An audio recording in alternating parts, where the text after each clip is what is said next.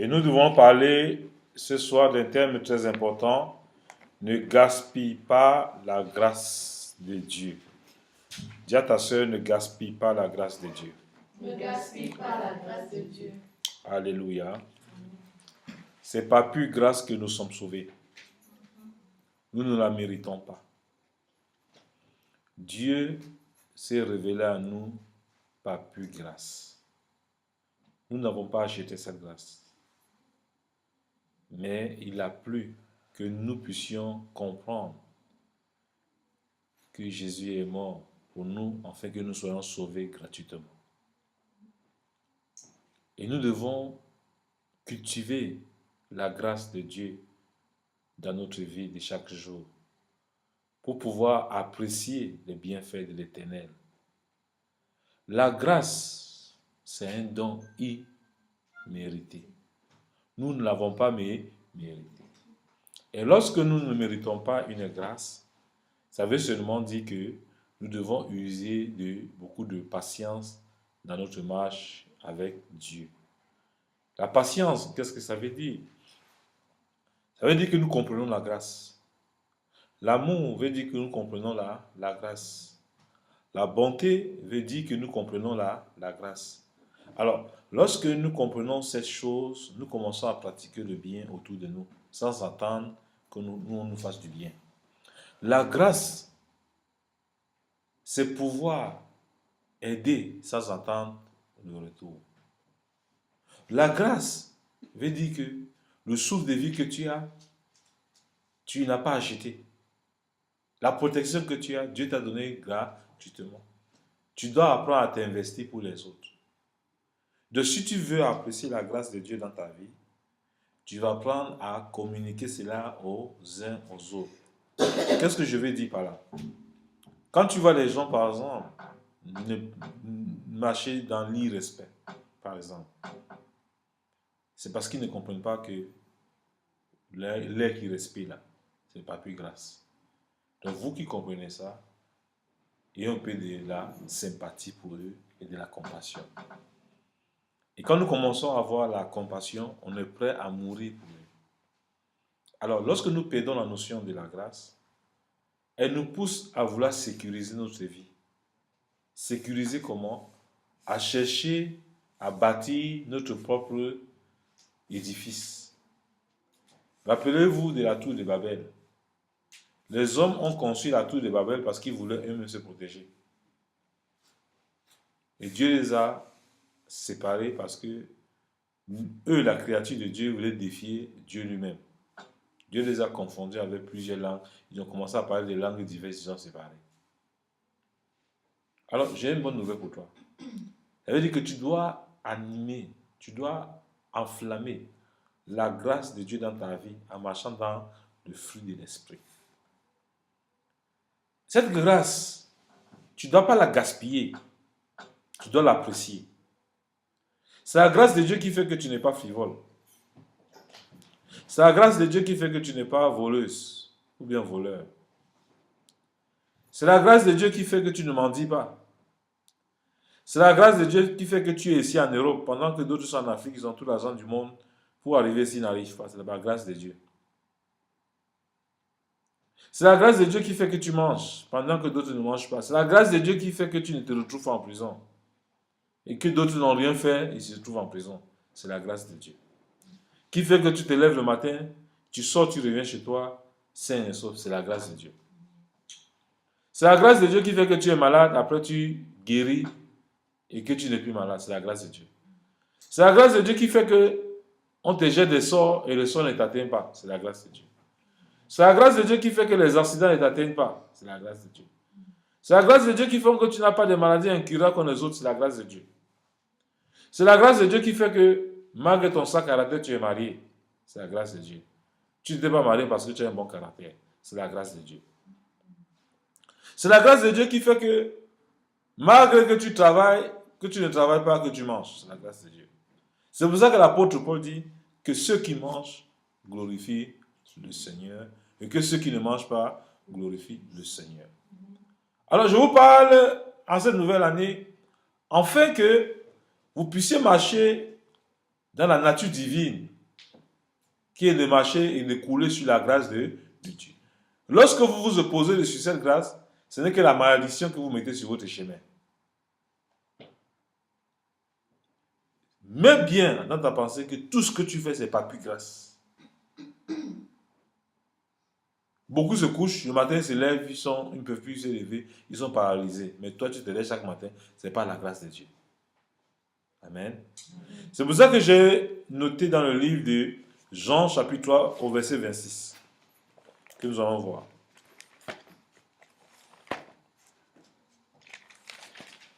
Jean 3, verset 26. La Bible est formelle. Jésus lui dit, je le suis, moi qui te parle. Là-dessus, non, c'est pas Jean, c'est Jean 4, c'est Jean 3, pardon. Jean 3, verset 26. Il vint trouver Jean et lui dit, Rabbi, celui qui était avec toi au-delà du Jourdain et à qui tu as rendu témoignage, voici, il baptise et tous vont à lui. Jean lui répondit, un homme peut recevoir que ce qui lui a été donné du ciel. Alors, nous constatons ici une mention très importante de Jean. Un homme ne peut recevoir que ce qui lui a été donné du ciel. Qu'est-ce que tu as reçu du ciel, ma soeur, mon frère? Qu'est-ce que tu as reçu du ciel? La grâce ou la division? L'amour ou la haine? La sympathie ou l'animosité? Le mal ou le bien? Qu'est-ce que tu as reçu du ciel? Jean-Baptiste a reçu une révélation baptisée des gens. Et tu as reçu de Dieu quoi? De pratiquer quoi? Pratiquer le bien. La grâce de Dieu dans ta vie t'amène à pratiquer le bien. Est-ce que tu pratiques le bien? Ta nouvelle année doit changer de perspective. Et tu dois entrer dans le miracle de Dieu. Tu dois entrer dans la grâce de Dieu. Tu dois communiquer la vie de Dieu. Et la vie de Dieu véritable. Dieu t'a appelé pour que tu souris et non que tu marches triste, d'une manière triste. Dieu t'a appelé afin que tu communiques la vie là où il n'y en a plus. En Europe ici, il n'y a plus de vie. Les gens se lèvent chaque matin. Ils ne comprennent plus ce qu'est la grâce. Les fractures dans les têtes. Les soucis dans les têtes. Ils traversent la rue, mais ils ne voient plus qu'ils sont maintenant sur une chaussée. Mais vous avez ce grand trésor. Vous dormez, vous mettez sur vos oreilles, vous dormez, vous ronflez. Dieu va vous réclamer cela. La grâce de Dieu, c'est de dormir. C'est de communiquer. On ne vous demande pas de communiquer à une multitude de personnes. Une seule personne. Vous avez des amis. Vous avez des gens avec qui vous causez. Et vous voyez ce qui sort de leur bouche, des inquiétudes. Eux-mêmes veulent sauver les mariages, sauver les forces. Eux-mêmes veulent sauver les enfants. Ils veulent sauver leur propre vie. Proposez-leur, dites-leur qu'ils ne peuvent pas sauver leur vie d'eux-mêmes. Que la grâce a été pourvue aussi pour eux. Alléluia. Il est l'heure de renoncer aux âmes qui font la guerre contre nous. C'est pour ça qu'on dit ne gaspillez pas la grâce de Dieu. La grâce de Dieu dans ta vie, ne la gaspille pas. On gaspille la grâce là, en quoi faisant? En refusant de communiquer ce que nous avons reçu. Jean-Baptiste a reçu quoi? La révélation de baptiser les gens. Est-ce que quand il a reçu la révélation là, il a gardé pour lui seul? Hein? Non. Il s'est mis, il a osé. Répentez-vous, recevez le baptême.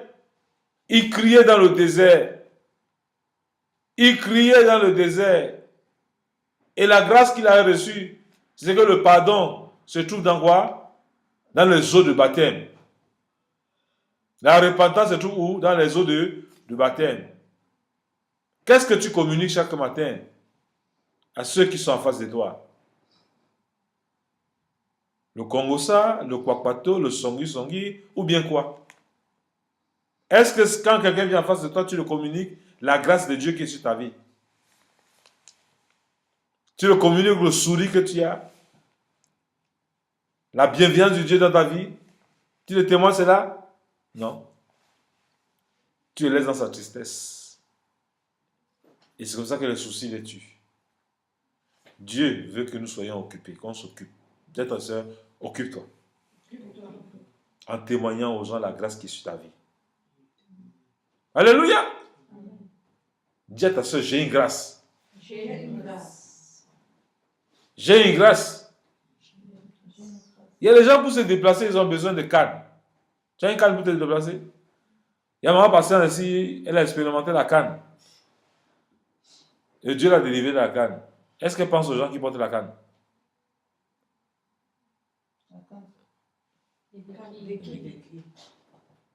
Les béquilles.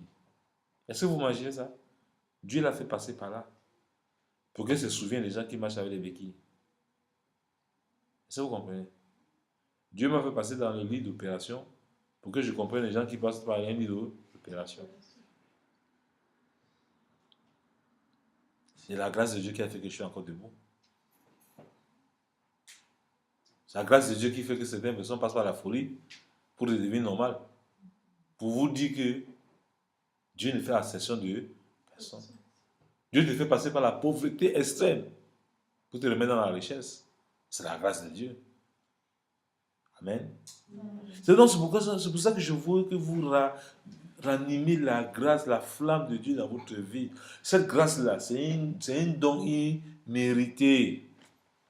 Romains 12, verset 6. Alléluia.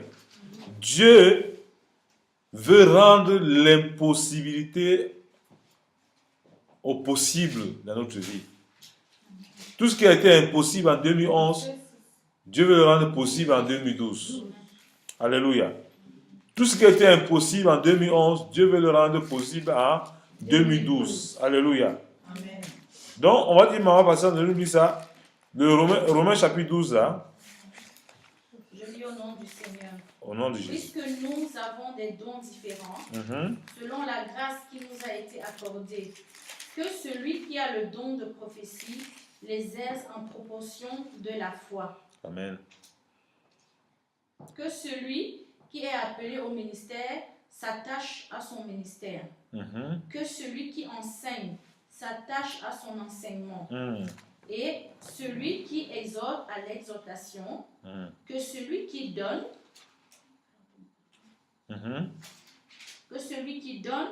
le fasse avec libéralité. Amen. Que celui qui préside le fasse avec zèle. Alléluia. Que celui qui pratique la miséricorde le fasse avec joie. Alléluia. Amen. Vous voyez que les trois versets 6, 7 à 8 est très important pour nous croyants.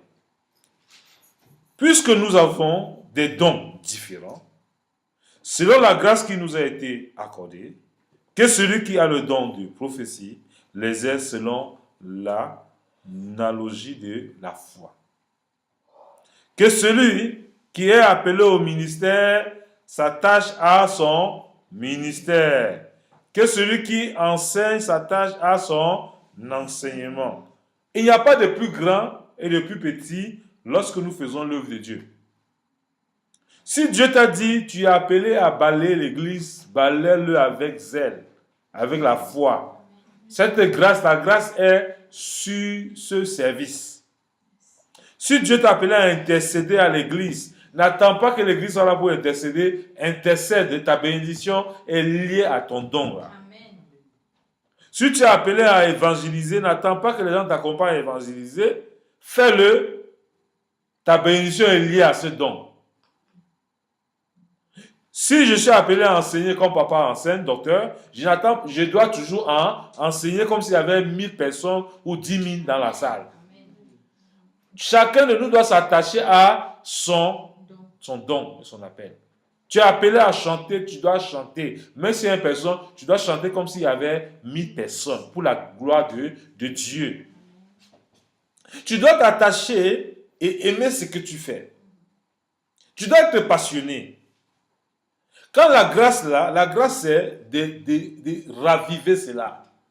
Quand on dit ne gaspille pas, au lieu de prendre le temps d'adorer le Seigneur, ne prends pas ce temps pour faire autre chose.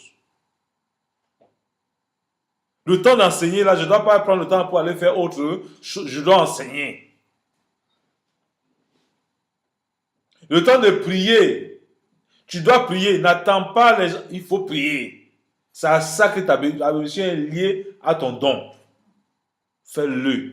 Évangélise, c'est faire par rapport à ton don, maman évangéliste. Alléluia. N'attends personne. Alléluia. Fais-le, c'est la grâce que Dieu a mis sur ta vie. Et ta bénédiction est derrière. Alléluia. Si tu es appelé à donner, soutenir l'œuvre de Dieu, amen, fais-le, c'est ton ministère. C'est comme si tu allais prêcher. Amen. Dieu t'a donné cette capacité de donner parce que c'est ton ministère. C'est la grâce qu'il a mis sur ta vie pour que ta bénédiction en dépende de ton donné. Ne le fais pas avec médisance. Fais-le avec joie, avec sérénité et avec détermination. Et le Dieu que nous implorons, et le Dieu de grâce et de miséricorde, te fera toujours grâce et miséricorde dans toutes tes entreprises, au nom de Jésus. Donc c'est pour ça qu'il dit, au verset 8, « Et celui qui exhorte à l'exhortation, que celui qui donne le fasse avec libéralité. » Celui qui fait quoi? Qui exhorte.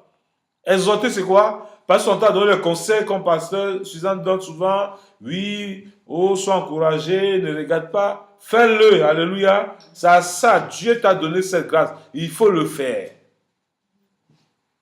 Même si tu dois gaspiller toutes les unités dans ton GSM pour faire, fais-le. N'attends pas que le pasteur le fasse, ou bien le docteur le fasse. Fais-le, alléluia. Il faut le faire. Quand tu chantes, tu ne dois pas attendre en passant que les gens soient là pour que tu commences à chanter, les gens sont là, ils t'attendent. Tu es seul, commence à chanter, ils sont là. Ils bénissent, ils vont bénir le Seigneur pour ta fidélité. Ils vont se moquer du diable, ils vont dire, diable, écoute bien. Elle ne loue pas parce qu'il y a les gens ici, mais elle loue parce que c'est son heure de me louer. Alléluia. Et le diable sera dans la confusion. Il est important d'aimer ce qu'on fait avec Dieu. Quand l'heure de la prière arrive, maman, tu prends tes pieds, clic-clac, va à l'église. Alléluia. Les gens ne veulent pas, tes pieds vont louer le Seigneur pendant que tu marches. Alléluia. Ils vont se rappeler que chaque heure, à tel moment, il y a clic. Ils vont se demander où cette personne va. Ils vont adorer le Seigneur à cause de cette alerte, au nom de Jésus. Vous savez, Dieu ne fait rien au hasard. Alléluia. Il permet certaines circonstances toujours pour sa gloire. Ils vont se poser la question, mais chaque jour, clic.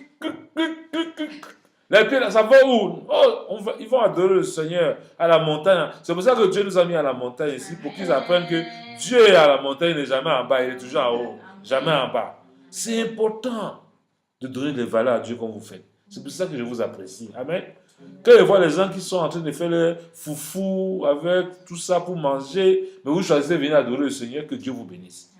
Que la grâce de Dieu qui est sur ma vie repose sur vos vies.